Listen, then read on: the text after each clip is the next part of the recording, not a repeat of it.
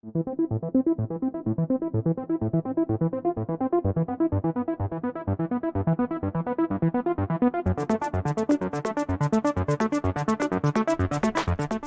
everyone. Welcome to Democracy Dialogues, where we go beyond the headlines to discuss what's really happening in the Americas. Find us on the first Thursday of each month on YouTube or on our website, www.as-coa.org. I'm your host, Eric Farnsworth in Washington. 2024 is a pivotal year for global elections. While the focus is often on electoral processes, there's a growing and alarming threat across Latin America and the Caribbean, namely organized crime. This menace not only jeopardizes stability, security, and human rights through extortion and other violent crimes, but also contributes directly to a surge in regional migration. Despite progress in some countries, the overall landscape has grown increasingly concerning. The spread and diversification of criminal groups intensify these challenges. As we grapple with this escalating threat, shared approaches become imperative, and U.S. leadership is crucial. In today's episode, we're honored to have with us Assistant Secretary of State Todd Robinson, who assumed leadership of the Bureau of International Narcotics and Law Enforcement Affairs in 2021. Todd's a career diplomat with a wealth of experience who has previously served as ambassador to Guatemala and charge d'affaires in Venezuela. And he's also a good friend. Ambassador Todd Robinson, welcome to Democracy Dialogues. Thank you so much for having me. You know, organized crime seems to be one of the most pervasive issues growing around the region. It's a real problem. We see what's happening right now in Ecuador and other places. What's your assessment of organized crime in the region from an overall perspective? Well, you know, it's a great question. Look, we have transnational organized criminals working throughout the hemisphere, undermining institutions, terrorizing communities, ordinary citizens from the United States all the way down into Argentina and Chile, sapping resources, and it's you raised a great point. Ecuador is one of those countries that has really suffered recently. They had a presidential candidate assassinated, a major prison break, public enemy number one on the streets now. What we have been trying to do, what the United States government has been trying to do, and what the Bureau of International Narcotics and Law Enforcement has been trying to do is to focus on the long-term solutions, rebuilding institutions, working with police and prosecutors, working with judges, giving them the training they need to see what they need to be looking out for. Some of the best work we do around the hemisphere and around the world is on corrections, focusing on those men and women who put their lives on the line for the country to protect ordinary citizens, making sure they have the training, the equipment, the resources necessary to do their jobs. And that's what we're going to do in Ecuador. As you know, General Richardson, I will be going down, all of that to really assess the situation and ensure new President Noboa that he has the confidence and the cooperation and the support of the United States to do the right thing for his country. The Western Hemisphere is a really large place, and each country is different in its own way. Have you seen certain strategies that can be replicated nonetheless in certain countries? In other words, what's worked particularly well? It's not just working with police or judges or law enforcement, presumably, but what are some of the strategies that you find that are replicable? Well, when you talk about reform in South America or in the hemisphere, one of the countries we look at is Colombia. They really are the gold standard. And it took, a decision by ordinary Colombians to make a change, supported by the international community, focusing on, meat and potato issues, safety, security, reinforcing those institutions and showing them that if they just do their job, you can really make a change.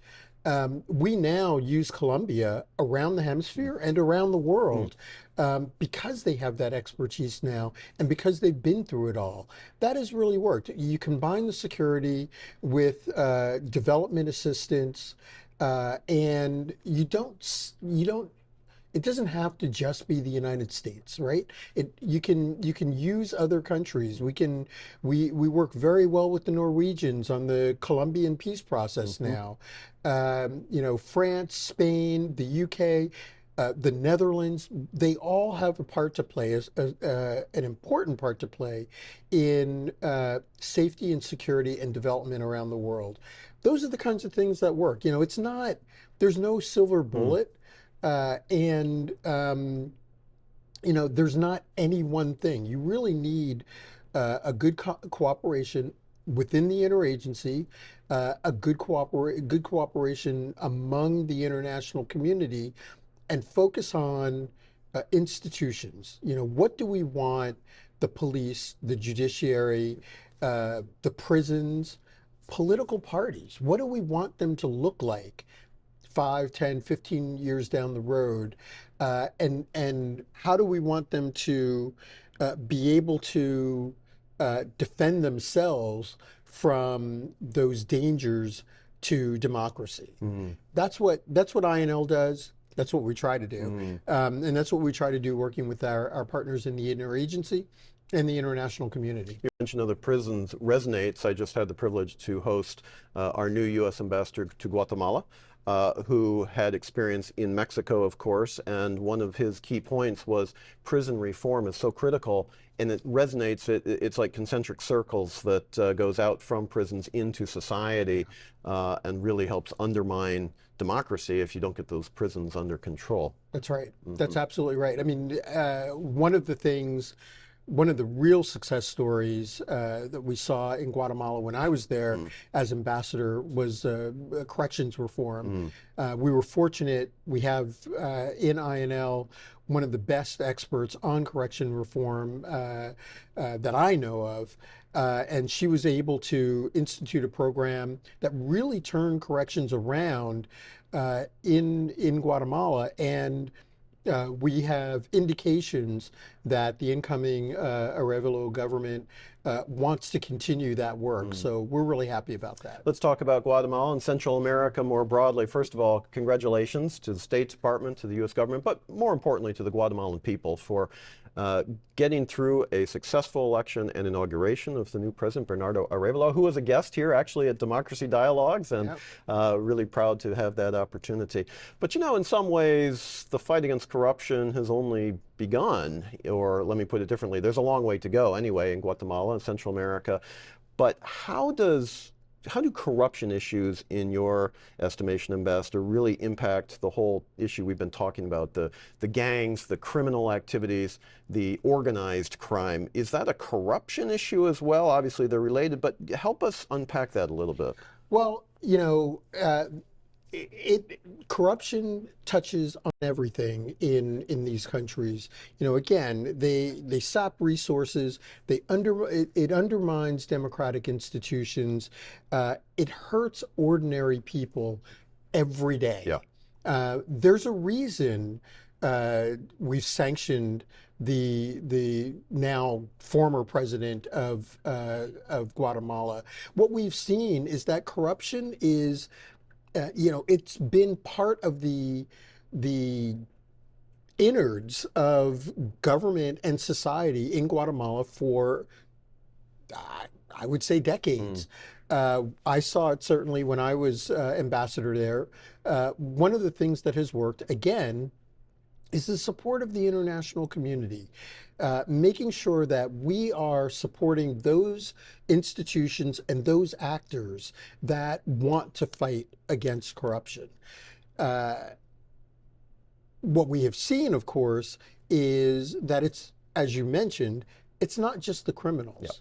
There are political actors, there are traditional old families, there are business actors in all three of the northern Central American countries, Honduras, El Salvador, and Guatemala. that have been acting this way for years and years and years. And one of the things that was so positive about what happened in Guatemala is that, as you noted at the top, it was ordinary citizens that really decided enough is enough. We are going to go against what the traditional actors in these countries have always supported. We are going to find somebody who we think is going to support us, is going to support ordinary Guatemalans in terms of security, in terms of use of resources, in terms of zero tolerance for corruption, in terms of how the different institutions are meant to work. From the first day in the Congress, we saw things that were completely different, auditing that was never done before. And we're going to see more of that, I think, over the next 4 years with the Arevalo government. It's really, really important that the focus be on ordinary people. If there's going to be democratic consolidation, and if there's going to be real reform and change, it's got to start with ordinary people. One of the encouraging signs we've seen from the private sector perspective is that private sector voices in Guatemala are increasingly joining that call for end of corruption, end of traditional way of doing business, because that's not the way to enter into supply chains, get full value and benefit in terms of commercial activities, and certainly it puts a bad image on a country that is desperate for investment. Right. So when the private sector is out in some ways leading the charge, but certainly contributing to those issues, we see that as a very positive sign as well. Well, and you're absolutely right. What I would say in Guatemala and the other countries as well is the private sector is not monolithic. Right. There are members of the private sector that are going to hold on to the old ways as long as they can. That's fine. We're going to work with those in the private sector that are looking forward, that want to take the country forward, that are looking for new ideas and new directions and new markets.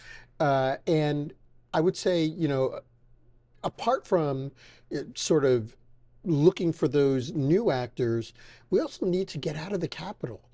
There's innovation and creativity in communities outside of Guatemala City, outside of Tegucigalpa, outside of San Salvador.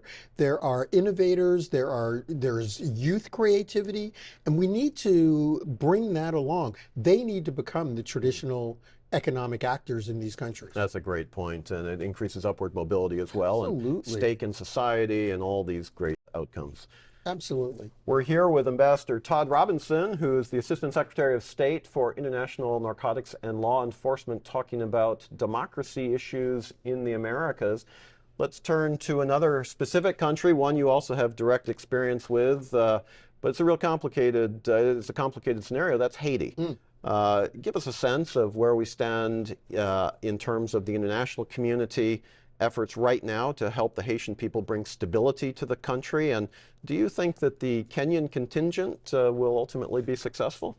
Well, the first thing I will say is the security situation in Haiti is really a problem. It's a real challenge.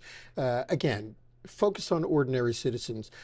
There are communities throughout Haiti that are being terrorized by gangs every single day. Kids can't go to school, people can't go to market, people can't go to work, and it's a real problem.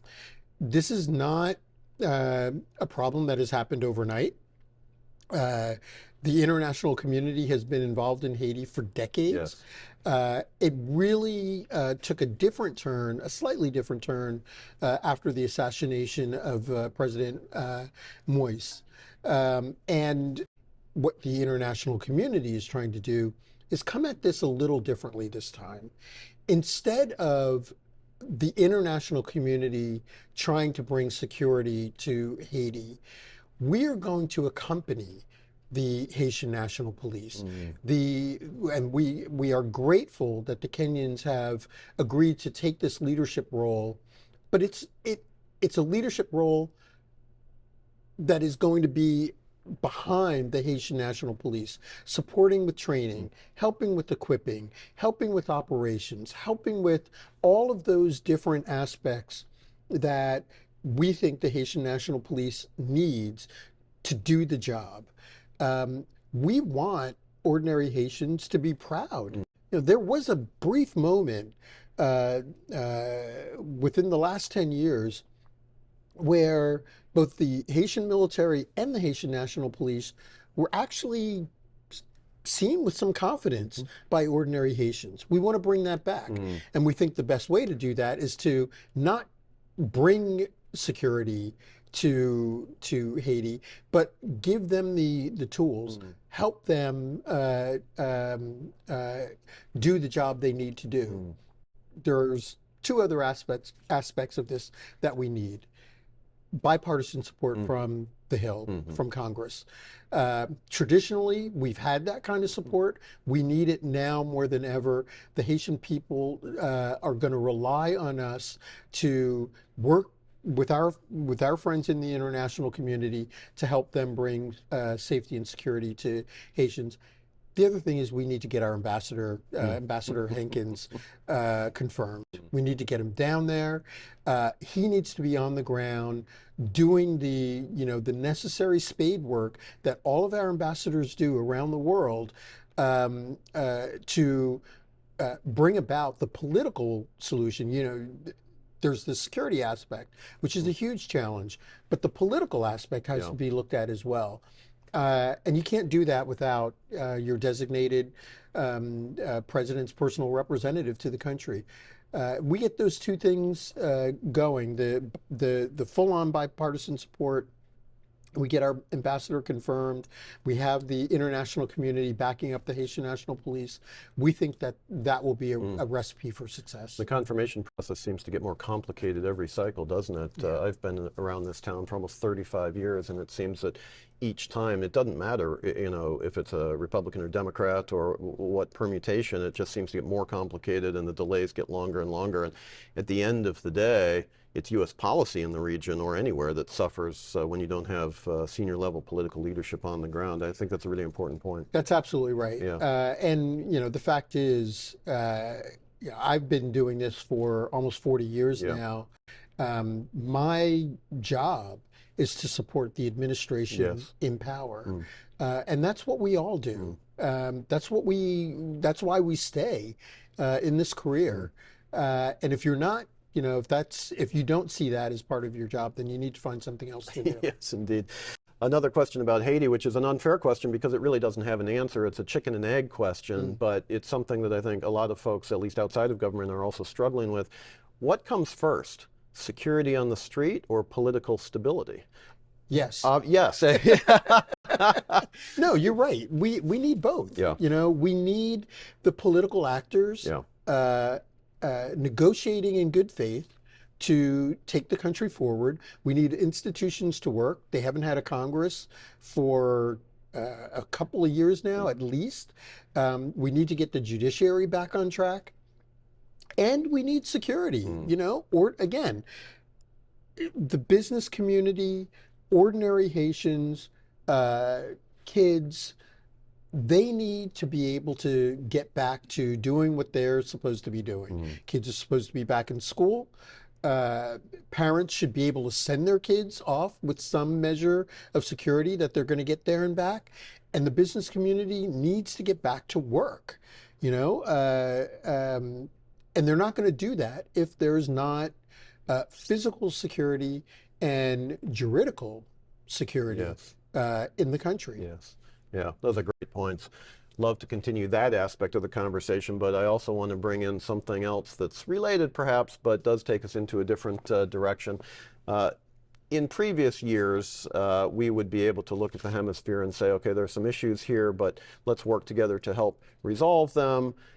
There weren't necessarily outside influences that were coming in to try to stir things up, make them more complicated, create chaos, or amplify negative situations. Now we do have certain actors, namely Russia, namely China, Iran even, and then some actors internally within the Western Hemisphere context. Of course, Cuba continues to be there, but Venezuela and others who are using new tools, Nicaragua, new tools, cyber, social media, which didn't exist just a generation ago or less.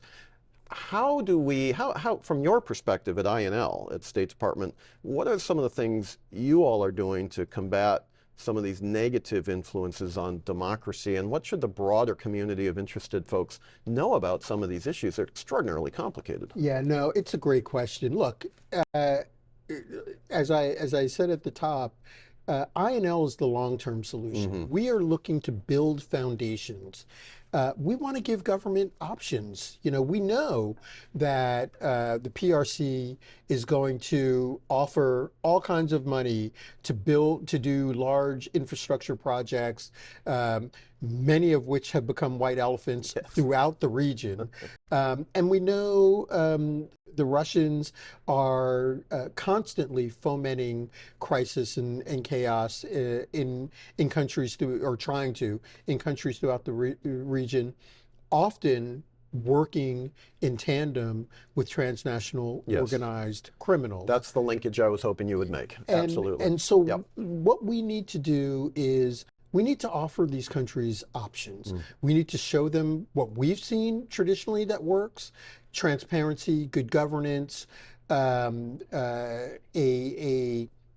secure business environment that supports economic growth and prosperity for all.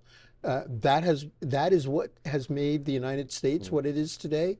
If we can successfully translate that into the context of the Brazils, the Chiles, the Argentinas, the Colombias, the Ecuadors, the Central Americas in the region, and not just do it alone. Canada has seen this kind of success through good governance and transparency. Mexico has, in many ways, still has challenges, but in many ways is seeing success through greater transparency and work towards good governance. They're in an election year, like we're in an election year, so it's going to be it's going to be tricky, and we'll have to see what comes out of this. But if we can offer a better option to these countries that are really challenged, they are challenged by providing for the needs of ordinary people. They are challenged by the oftentimes control of traditional elites, whether business or political or whatever. If we can keep their eyes on the future, as we have done in the United States, you know, we often ask the question, okay, what's next? If we can keep their eyes on the future, for their ordinary people, for regular citizens, then we've got a shot at this. If you look at what the PRC is offering, if you look at Russia and what they're offering compared to what Western democracies are offering, it's clear what works better and what doesn't. Authoritarianism does not work. You know, closer cooperation with criminal organizations doesn't work. Suppressing the thoughts and ideas and creativity of ordinary people, that doesn't work. That doesn't take you forward. What we're offering, we hope, are those things that are going to take these countries forward. As we begin to get toward the end of our session together, Ambassador, you did mention U.S. elections upcoming, Mexican elections upcoming. This is an election year around the world, not just in our part of the world. Yeah, there's some crazy number out there. It's 6 billion people voting at some point this year. Unbelievable percentage of the global population. And some of those elections perhaps won't be free and fair, but we hope that all of them are, and we work toward that. But the question I would have, and it builds on your comment about some of the linkages between outside actors and international criminal organizations. One of the questions that arises, and it's important in the U.S. domestic political context too, is migration. Do you see countries like Russia, countries like Nicaragua, other countries actually weaponizing migration as an issue? And if so, what can be done that perhaps isn't already being done from the U.S. perspective to look, these are complicated issues. We're dealing with people's lives, and I'm not minimizing that. But at the same time, I mean, there's a huge political overlay here too, which makes things even more complicated. And I just wonder if you give us some thoughts about some of those issues. How do we frame this? How do we think about it? Well, how I frame it is going back to where we started, Yeah. right? People are not going to migrate if they feel safety and security and opportunity in their own country. And that's really what we need to offer people. They're coming to the United States because they want better for their families, Yeah. because they want a chance to succeed, because they know that there's good governance and transparency for the most part. Certainly better than wherever they're migrating from. And so that's where this all starts. That's why, it's important that we look at what's happening now, but another part of us has to be looking at, all right, where do we want to be 5 years down the road in the Middle East, in countries in Africa, in Venezuela, in Nicaragua, where people are voting with their feet. Yes. Where do we want to be 5 years down the road, and how do we get there? What do we need to offer ordinary people so that they can get what they seem to think they're going to get in the United States, and oftentimes do get, because, as you know, migrants who come to the United States are overwhelmingly successful here. What do they need to find that kind of success and opportunity in their countries? And how do we engage with those governments to offer them that opportunity and that success? That's where INL is. If we focus on the security side, but there's a direct connection between security and economic opportunity. There's a direct connection between security and education. There's a direct connection between security and transparency and good governance. And if we can offer that in any small measure to those countries in need, Nicaragua is a hard nut to crack, but there are, we're seeing indications that there may be change in Venezuela, at least an opportunity for change. Identifying those opportunities, the smallest cracks, but identifying them and just running right through them. That's what we need to do. What a great way to end our conversation. It's been a fabulous conversation, Ambassador. I'd love to continue it. I know your time isn't unlimited. Absolutely. But I hope you'll come back at some point when we can find another crack in your own agenda to be able to fit this in. And I want to thank all of you as well for joining us here at Democracy Dialogues. Join us every month on the first Thursday. And until then, please help us work together to ensure that democracy delivers for all of us.